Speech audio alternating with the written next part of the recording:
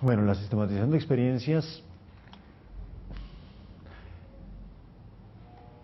es una modalidad de trabajo que comenzó siendo una necesidad más de las experiencias populares, de las experiencias comunitarias, que en la década de los 60 y de los 70 del siglo pasado tuvieron lugar, digamos, en el continente, en nuestro continente, en América Latina.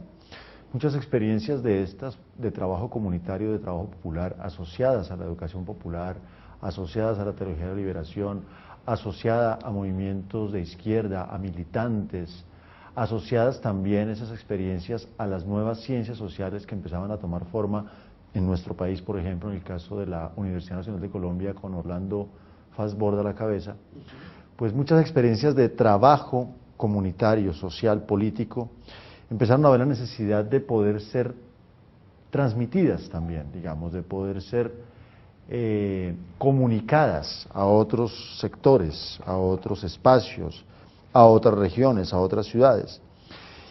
Y se dieron cuenta que una fórmula o una buena manera de comunicar las experiencias pues consistía en ordenarlas en un primer momento, digamos, históricamente, cronológicamente, también, digamos, en lo que tiene que ver con sus modelos de trabajo, con sus formas de intervención. Pero bien pronto, con el apoyo de algunos académicos y académicas, también obviamente en la medida en que todos estos activistas, trabajadores de la cultura, trabajadores sociales, se iban formando también en las universidades, pues digamos que la sistematización o ese primer ordenamiento que se le daba a la práctica, pues también digamos que sugirió una conceptualización de la misma. Una conceptualización a veces en estrecha relación con alguna disciplina, a veces en estrecha relación, por ejemplo, con una sociología de tipo crítico, con una IAP, Investigación y Acción Participativa, a veces más como necesidad de trascender un poco los resultados de la experiencia más allá de la propia experiencia y ponerlos en un contexto más amplio, no solo un contexto académico, sino un contexto fundamentalmente político. Entonces la sistematización de experiencias, digamos que resultó ser ese estilo de trabajo que en principio fue muy útil para las organizaciones comunitarias, organizaciones políticas de base, movimientos sociales, también en el caso de la educación para todos los movimientos y experiencias asociadas a la educación popular, comunidades eclesiales de base en el caso de la teología, y también digamos con este nuevo impulso que desde las ciencias sociales, movimientos como los de la IAP, pues llevaron a que todas estas experiencias fueran también concebidas en términos de saber. ¿Sí? No solamente entonces la sistematización cumplía una función de no dejar perder la experiencia en la memoria, digamos, de solo quienes habían hecho parte de su construcción, sino que ahora también la sistematización respondía, digámoslo así, a una necesidad del saber social, y era poder entender que las prácticas sociales también constituyen un espacio privilegiado de saber. Filosóficamente esto recibió mucho impulso, digamos, a partir de la hermenéutica de Gadamer, a partir de la teoría crítica de la Escuela de Frankfurt, sobre todo el tercer interés que Habermas propuso para las ciencias sociales, el crítico social, desde la teología de la liberación también, desde la pedagogía crítica, particularmente con todos los desarrollos de Freire en América Latina. Bueno, todo eso, digamos, convergió en que las prácticas sociales fueran vistas como espacios de construcción también de saber y de conocimiento, a la par que las ciencias, digamos, más disciplinares, las ciencias más universitarias, pues mostraban más bien sus vacíos en lo que tenían que ver con la transformación social. Es decir, tal vez la sistematización no hubiera tenido tanto auge si las disciplinas o las ciencias sociales hubiesen estado más abiertas a digamos, a un diálogo juicioso, serio, con los procesos justamente sociales, pero como no fue así, digamos, eran unas ciencias más bien, o siguen siendo unas ciencias más bien cerradas sobre sus propios códigos disciplinares, pues la sistematización, en mi opinión, entró a llenar parte de ese vacío, digamos, en el saber social. Es un estilo más que un método de investigación, pero obviamente ese estilo fue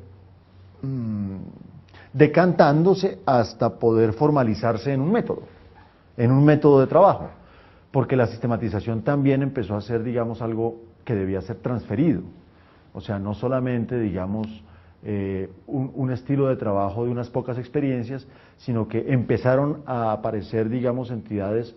CINDE en el comienzo tuvo bastante que ver con eso, porque empezaron a aparecer entidades internacionales que favorecían que las organizaciones populares de base, de trabajo comunitario, de educación popular, de educación comunitaria, sistematizaran sus experiencias. Entonces la sistematización se convirtió también, digamos, en una herramienta política y académica muy útil para quienes querían posicionar, digamos, este tipo de trabajos y este tipo de políticas. Por eso digo yo que terminó formalizándose como un método, digamos, y estuvo bien que se formalizara como un método, porque hoy día, digamos, la sistematización de experiencias es reconocida gracias a muchos teóricos y teóricas latinoamericanos como un método de investigación que tiene carta, digamos, de validez dentro del ámbito de las ciencias sociales. Obviamente, digamos, las disciplinas siguen siendo un poco herméticas y siguen siendo un poco escépticas frente a estos métodos que no se originan en las universidades, digamos, cuyo nicho de construcción no son propiamente los ámbitos académicos, sino más bien en diálogo con ámbitos sociales mucho más amplios. Pero hoy día la sistematización de experiencias cada vez más, en mi opinión, goza digamos, de esa validez y de ese reconocimiento por parte de la academia, en parte porque ha devenido en método, es decir, porque se ha logrado formalizar como un método válido para la construcción de conocimiento social.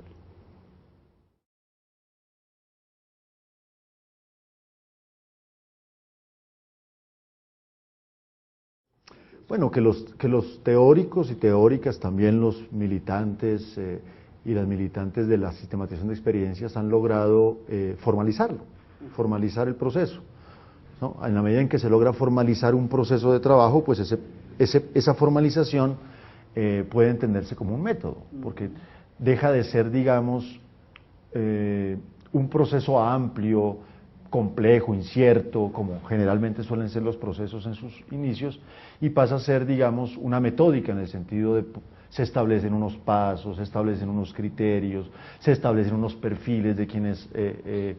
Óscar Jara, por ejemplo, se encargó de divulgar, y con mucho éxito, porque lo hace muy bien, de divulgar toda una metódica alrededor de la sistematización de experiencias. Alfonso Torres Carrillo en Colombia también lo hizo, Lola Sendales, Germán Marillo, es decir, mucha gente que venía trabajando en la consolidación de este tipo de estilos de trabajo, de procesos de trabajo, pues vieron muy oportuno formalizar esto en determinados pasos, en cierta criteriología, incluso en algunos supuestos de carácter epistemológico que le daban validez al mismo proceso, digamos, al estilo de trabajo.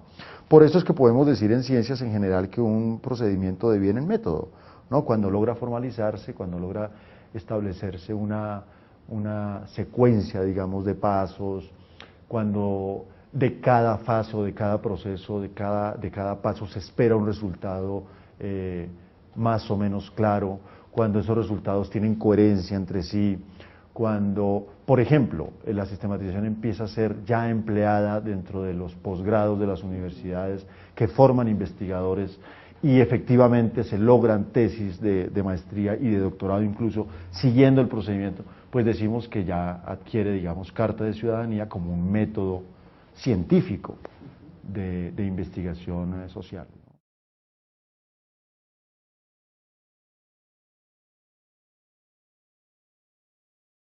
Bueno, serían muchos. Yo en este momento podría, digamos, mencionar dos o tres. El que me parece más importante es lo que podríamos llamar la descentración del saber social o el descentramiento, digamos, del saber social. El saber social no es exclusivo de las ciencias, digamos, que este era un planteamiento viejo, pero que con el auge, digamos, del positivismo y del modelo de las ciencias naturales que inspiraron a las ciencias del siglo XIX, a las ciencias sociales del siglo XIX y de buena parte del siglo XX, la producción de saber social, digamos, se restringió al ámbito de las ciencias. El saber social nunca fue solo de las ciencias, digamos. El saber social, la producción del saber social es una cuestión de la cultura, digamos, del ethos, no es una cuestión exclusivamente de la mente científica o de la racionalidad científica.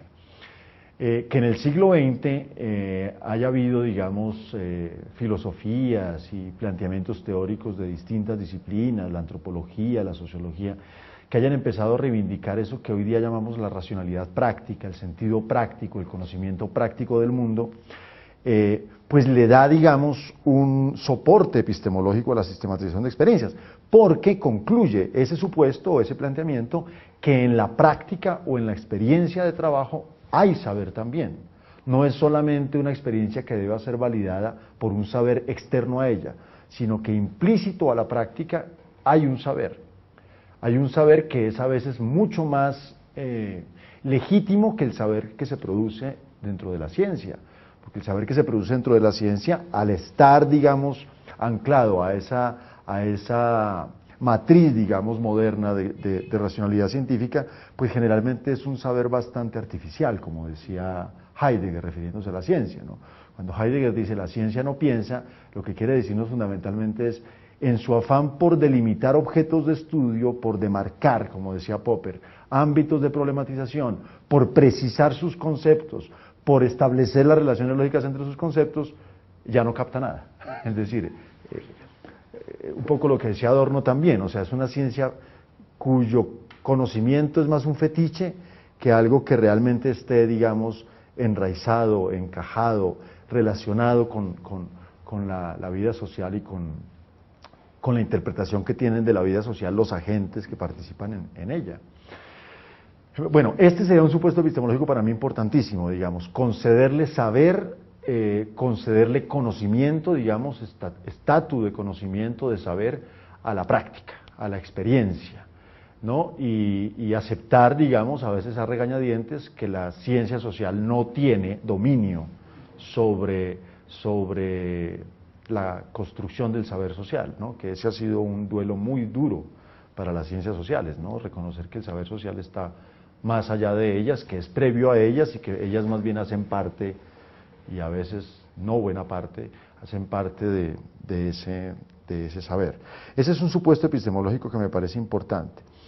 El otro supuesto que me parece que le da mucha validez o mucha fuerza a la sistematización de experiencias como método es considerar que el saber social tiene una dimensión ética, que el saber social tiene una dimensión política, o como lo planteó Habermas cuando enunció el tercer interés, digamos, el crítico social, el interés más emancipatorio con el que se debe producir ciencia social. A diferencia, aunque hoy día cada vez eso también está, digamos, bastante cuestionado, pero digamos que en términos del siglo XX, a diferencia de unas ciencias naturales que se preocupan por objetos aparentemente, digamos, apolíticos, las ciencias sociales nunca hacen eso. Es decir, las ciencias sociales siempre se ocupan de objetos de estudio, de temas de estudio que tienen que ver con la vida en común, ¿no? En la medida en que la ciencia y el saber social en general tiene que ver con la vida en común, no se puede abstraer ese saber de una dimensión política y ética. Y me parece que la sistematización de experiencias expresa justamente ese vínculo, digamos, esa dimensión política del saber, esa dimensión política del conocimiento. Y lo hace, en mi opinión, de una forma correcta, porque a diferencia, digamos, de las metódicas que no declaran sus opciones políticas e ideológicas, y que sabemos todos y todas más o menos entonces en función de qué perspectiva es que funcionan esas metódicas, los métodos cualitativos, sobre todo de raigambre, digamos, participativa, de esta ciencia social que propuso Fassborda, etcétera, etcétera, declaran de entrada cuál es la opción política que están agenciando. Y eso hoy día representa un criterio de validez mucho mayor que cuando no se enuncia, digamos, Cuando usted encuentra métodos que no se comprometen con ninguna visión del mundo, ni con una visión de la vida social, de la vida comunitaria, esos métodos generalmente hoy día son bastante sospechosos, ¿no? de servir justamente, digamos, a mantener las estructuras de dominación tal como las hemos heredado, digamos. Los métodos que no expresan, que no explicitan su visión de mundo, para ser más exactos, la teoría sobre los métodos, es decir, las metodologías, la teoría sobre los métodos que no explicitan su visión de mundo, no hacen sino perpetuar cierta naturalización que hoy ya nadie cree. O sea, que el mundo social es parecido al mundo natural, ¿no? Y que solamente hay que describirlo en términos empíricos y ese tipo de cosas. El segundo, digamos, planteamiento epistemológico que me parece que le da fuerza a la sistematización de experiencias es ese reconocimiento que al comienzo no fue fácil, digamos, porque entonces tildaban a quienes trabajaban en estos campos de ideología, ¿cierto? Muchos científicos de universidad tildaban a los investigadores de campo adscritos a estos movimientos de la IAP o de la sistematización, más bien como ideólogos y no como científicos. Al principio creo yo que no fue nada fácil. Seguramente hoy día todavía hay algo de resistencia, pero cada vez más, digamos, se acepta que no hay metódica, no hay sobre todo discurso sobre el método que no deba explicitar también un horizonte político, ¿no? Y en eso creo que la sistematización pues tiene, digamos, todas las de ganar. Es decir, se planteó siempre como un estilo de trabajo, como un método asociado a tareas de emancipación, de crítica, de transformación, de denuncia política, etcétera, etcétera. Y en esa medida, digamos, eso también se considera digámoslo así, un buen criterio de validez epistemológica, ¿cierto? Yo mencionaría principalmente, digamos, esos dos, ¿no? La rehabilitación de la práctica como saber y el reconocimiento de la dimensión política del saber social, ¿no? Incluyendo el saber que llamamos científico.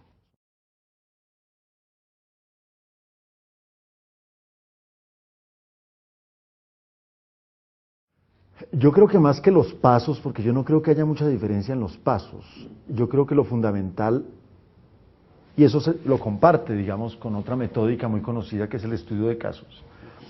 En el caso de la sistematización de experiencias, lo fundamental es que haya una experiencia, ¿no? Porque mucha gente, digamos, se propone sistematizar experiencias sin que haya una experiencia. Y ahí me parece que tal vez en lo que aún queda algo de deuda de esta metódica es en aclararnos qué se entiende por experiencia, porque seguramente no es la experiencia de la vivencia husserliana, sino que es una experiencia más asociada al trabajo político y comunitario, una experiencia que siempre es comunitaria, por ejemplo, eso debería quedar muy claro. No quiere decir que no se puedan, por ejemplo, sistematizar experiencias pedagógicas, que es un poco en lo que estamos metidos con este trabajo, digamos, de asesoría. Pero la experiencia pedagógica hay que entenderla principalmente como una experiencia de comunicación, o sea, como una experiencia comunitaria. Siempre es una experiencia como diría Ana Arendt, una experiencia de entre nos. Siempre, la noción de experiencia, de la sistematización de experiencias es siempre colectiva.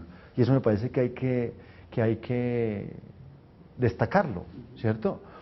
Entonces creo que ese es el primer criterio para hablar de sistematización de experiencias como un método. Porque muchas personas confunden a veces la sistematización de experiencias, por ejemplo, con la recuperación de la historia oral. Claro que la recuperación de la historia oral haría parte, digamos, de la sistematización de experiencias, o viceversa, dependiendo un poco del foco que tenga el investigador en mente o la investigadora en mente. Pero no es lo mismo recuperar la historia oral que sistematizar una experiencia, ¿no? Por lo menos en su acepción más original, la sistematización de experiencias hace referencia a prácticas políticas, comunitarias, de trabajo colectivo, de trabajo compartido. Y entonces me parece que ese es un criterio, digamos, importante para decir estamos frente a una experiencia, ¿no? Vale la pena sistematizar, utilizar Ahora bien, si aceptamos eso de base, pues los criterios o los pasos son más o menos, digamos, se deducen, ¿no? Hay que ordenar la experiencia, ¿no?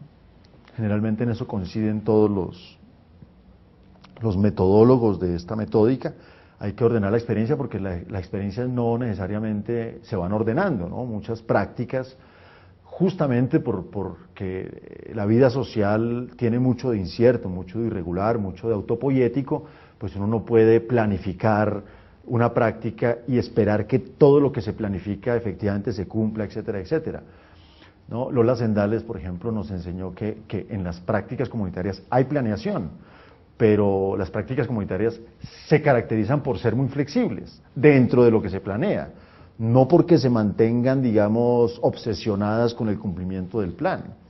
Entonces, la palabra experiencia, justamente, y eso lo sabemos por filosofía, pues implica la temporalidad de lo eventual, de lo que es evento, y eso trae consigo mucho no planeado, digamos, mucha cosa incierta, o como dicen los de la cibernética social, mucha energía, mucha entropía, mucha entropía y negentropía, es decir, aparecen cosas, desaparecen otras, ¿no? Y la sistematización de experiencias lo que hace, entonces, mirando en retrospectiva como metódica, en un primer momento, digamos, un primer gran paso de la sistematización es ordenar todo eso, ¿verdad?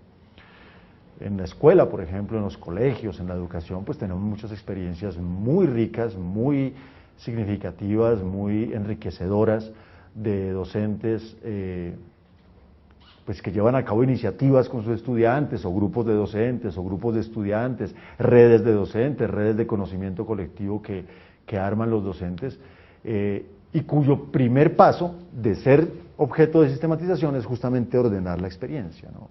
Ordenarla. Yo diría que un segundo momento, tal vez muy simultáneo al primero, también tiene que ver con mirar de qué disponemos para ordenar la experiencia, que es en últimas a veces lo que permite usar o no la sistematización. Si usted no dispone de las personas que hicieron parte de la experiencia, o si no hay documentación sobre la experiencia, es muy difícil sistematizarla. Casi que el criterio ahí, como nos enseña la historia, es tener disposición, digamos, de fuentes primarias y secundarias para poder volver a reconstruir la experiencia, ¿no? Reconstruir la experiencia, ordenarla, determinar si tenemos buenas fuentes de información para poder sistematizarla, etcétera, etcétera, es uno de, digamos, me parece a mí que es como los dos primeros pasos, o la primera fase grande de la sistematización, ¿no? Luego me parece que viene un ejercicio de escritura, ¿no? Un ejercicio de escritura que, según las propuestas de distintos autores, pues tiene que ver con una escritura más participativa, hecha a varias manos, ¿no? A propósito de las entrevistas que se hacen, de los documentos que se recogen, ¿no? Entonces empieza a escribir la experiencia, justamente la escritura ayuda aún más a ordenarla, y ya la escritura permite de alguna manera ir abstrayendo algo de la experiencia, ¿no? Un poco, digamos, los supuestos con los que la experiencia, las hipótesis de trabajo, por ejemplo, es una cosa muy bonita que la escritura permite ir decantando, ¿no? En la medida en que se va ordenando la experiencia, se pueden ir determinando como qué hipótesis de trabajo tenían los agentes en mente cuando desarrollaban lo que desarrollaban, ¿no? Cuando hacían lo que hacían. ¿Qué supuestos, qué creencias pueden estar ahí, digamos, implícitas en lo que se hace, ¿no? Bueno, aquí ayudan muchos términos de las ciencias sociales, qué imaginarios, qué representaciones sociales. Depende mucho, digamos, aquí ya de los autores que uno elija, del propio sesgo, digamos, de quien está haciendo o liderando la sistematización, ¿no? Pero sí es una primera descripción que ya supone una interpretación, digamos, como lo sabemos también gracias hoy a la reflexividad y a la hermenéutica y al pensamiento complejo. Bueno, casi todas las vertientes que nutren hoy las ciencias sociales nos advierten de que una descripción ya es una interpretación, ¿no? Entonces, digamos que la sistematización de experiencias pues trabaja con esas primeras descripciones. Generalmente esas primeras descripciones permiten volver a contar la experiencia, ¿cierto? Sin necesidad de llegar al nivel de su conceptualización, sino por lo menos de su narrativa, de la experiencia como relato, digamos, que eso es una cosa muy bonita.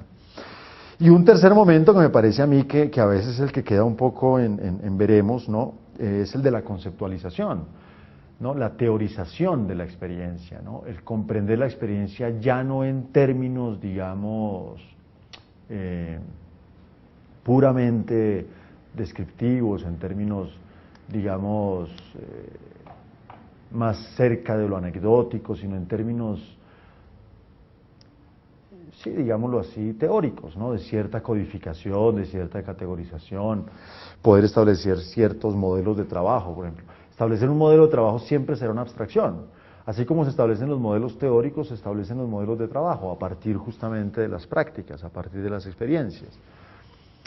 A veces los agentes que sistematizan las experiencias le huyen un poco a este nivel de formalización que llamamos en ciencias o en la cultura en general la teorización, ¿no? la conceptualización.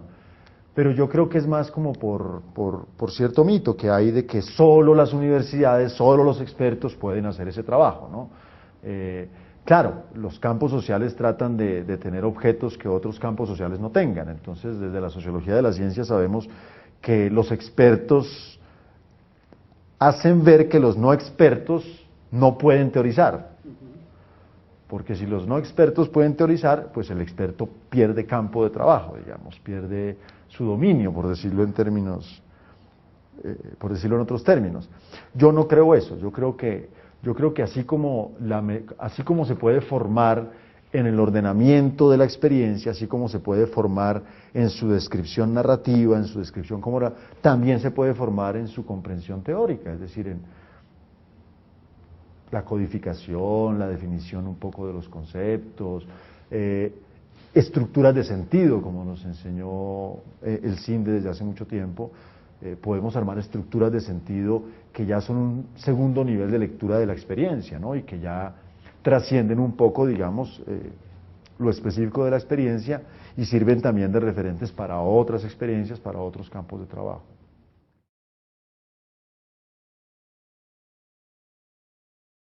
En mi opinión, es la forma que tiene el establecimiento de darle legitimidad al saber pedagógico. O sea, la práctica pedagógica constituye desde siempre un saber. O sea, el saber práctico es más viejo que el saber teórico, digamos, ¿sí? Mucho más, diríamos, clásico el saber práctico, la frónesis aristotélica, ese conocimiento práctico que reivindican hoy filósofos de la educación como Wilfred Carr, o que reivindica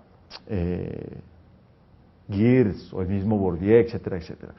La primera hermenéutica de Giddens, para ponerlo en otros términos también. Esa racionalidad práctica que no es precientífica, no está en función de lo científico, ¿cierto?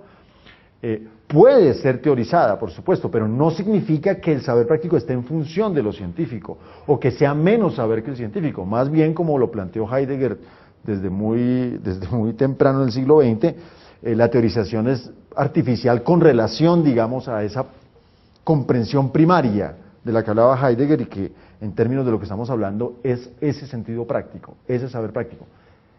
La pedagogía es un tipo de saber práctico. La pedagogía es un saber sobre la enseñanza, claro, y es un saber sobre la enseñanza que viene desde mucho antes de la cientificación de la educación, o sea, de que aparecieran las ciencias de la educación. Como las ciencias de la educación pretendieron tener dominio sobre el campo de la pedagogía, el saber pedagógico se ocultó, digamos, ¿sí? Se marginó de los debates. Eso tuvo también consecuencias sociales y económicas, por ejemplo, en términos de reivindicación laboral de quienes tienen el saber pedagógico. Pero como ese saber de las ciencias de la educación entró un poco en crisis a partir, digamos, de 1970, de 1980, para poder orientar la transformación, cualificación o mejoramiento de las prácticas pedagógicas, como quiera usted llamarlo, hoy día se cae en cuenta de que si de alguna manera se puede producir saber pedagógico es a partir de las prácticas propias de quienes son los agentes de la pedagogía. Entonces la sistematización se está volviendo, digamos, eso, un camino. Hay que tener mucho cuidado con eso, porque la sistematización empezó siendo un estilo de trabajo, digámoslo así,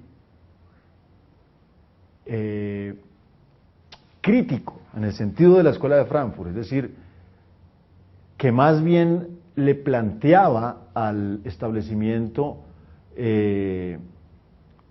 denuncias y deficiencias de lo que el establecimiento, digamos, la institucionalidad hacía, ¿no? La pedagogía crítica, por ejemplo, claramente está planteada en términos de una pedagogía más institucionalizada, etcétera, etcétera. La educación popular igual. La sistematización de experiencias hay que entenderla así también. Pero cuando hoy día la sistematización de experiencias empieza a popularizarse tanto, también, como dice Boaventura, con relación a otros conceptos que en otrora identificaban muy bien la alternativa con relación a lo instituido, la sistematización de experiencias empieza a perder un poco de nitidez en ese sentido. Y puede ser perfectamente entonces utilizada en perspectivas ya no necesariamente emancipadoras, no necesariamente críticas, no necesariamente de resistencia o de agencia, sino más como para vehiculizar la política, digamos. Entonces, ahora, como enseñó Adorno el siglo pasado, la educación, la pedagogía siempre está entre la institucionalidad y la contrainstitucionalidad. Entonces, no podemos esperar tampoco que la sistematización solamente sea contrainstitucional. Ahí también estaremos pecando de puristas y de ingenuos, digamos. Pero sí podemos decir más bien que la sistematización de experiencias está en esa tensión, ¿cierto?, entre lo institucional y lo contrainstitucional, digamos, la resistencia, la agencia que tienen docentes frente a lo institucionalizado, digamos, a la política. ¿Cómo evitar entonces la instrumentalización de la sistematización? Yo creo que con esta reflexión, ¿no? Un poco sabiendo que está bien que la sistematización de experiencias haya devenido en método, pero no hay que dejar, o por lo menos mientras esté en manos de nosotros y de nosotras, docentes, investigadores, etcétera, no hay que dejar que la sistematización se vuelva solamente un instrumento para ordenar prácticas, porque entonces cualquier práctica puede ser ordenada. Y de hecho lo puede ser, y cualquier práctica puede ser conceptualizada, pero entonces usted puede entrar a sistematizar, por decir algo, acción social de la Presidencia de la República. No sé si tengan que editar esto, pero si usted puede utilizar la sistematización de experiencias para ese tipo de experiencias que son claramente asistencialistas, que no producen ningún tipo de agencia, ningún tipo de movilización social, pues estamos frente a la instrumentalización del método, es decir... Pero la misma sistematización no evidenciaría en programas como esos el carácter asistencialista. No siempre, no porque toda investigación performa. O sea, la investigación no es, hay que tener mucho cuidado con esto, la investigación no solamente nos describe qué es lo que sucede en el mundo, sino que toda investigación científica construye las categorías que modelan aquello de lo que estamos hablando, es decir, que lo hacen, ¿no?, para la cultura. Entonces, la sistematización de experiencias también, en ese paso que va de la descripción a la conceptualización tal, elige categorías, ¿no? Y esas categorías, en últimas, también moldean la experiencia, ¿no? No son, digamos, dos momentos distintos, no es que haya un momento más natural, ¿no?, el del ordenamiento descriptivo, y un momento más interpretativo, no, sino que al final de la sistematización lo que tenemos es un modelo de trabajo. Y ese modelo de trabajo está hecho también y principalmente por las categorías con las que se describe la experiencia, ¿no? Entonces, no creo que toda sistematización muestre, digamos, los supuestos ideológicos, políticos, teóricos, de una manera tan, si se quiere, objetiva, como se esperaría, digamos, en el siglo XX, ¿no?, por parte de los métodos, ¿no? Hoy día sabemos que los métodos producen los datos, los métodos configuran también el objeto de estudio, los métodos performan el objeto, o sea, terminan también siendo parte de la construcción de la interpretación, ¿no? Eso es lo que aprendimos en el siglo XX, ¿no? ¿Qué posibilidades le abre a la práctica pedagógica la sistematización? A los maestros. Bueno, sobre esto hay mucha literatura, ¿no? Yo creo que uno podría distinguir como tres tipos de ventajas. Una primera, que la sistematización facilita muchísimo la reflexión, ¿no? No la garantiza, digamos, porque si solamente se utiliza la sistematización como un procedimiento a seguir sin ninguna implicación por parte de la gente que está haciendo la sistematización, pues no habrá reflexión, ¿no? Pero quien sistematiza termina reflexionando, quiera o no, digamos, quien ordena su práctica, quien la describe, quien la filma, quien la graba, quien la filma, quien la graba, pues termina reflexionando sobre lo que ha participado, lo que ha hecho, digamos. Cuando uno trabaja con docentes y uno mismo filma sus prácticas, las registra, las escribe, la escritura es un dispositivo de subjetivación y diríamos de reflexión, ¿no? La escritura misma, entonces, al provocar la reflexión, se vuelve también en una especie de dispositivo que anticipa las posibles transformaciones que la gente puede... Es una especie de mapa, digamos, ¿no? La sistemación de experiencias es una especie de mapa, de cartografía sobre la propia práctica, sobre el lugar que tiene la gente en la propia práctica.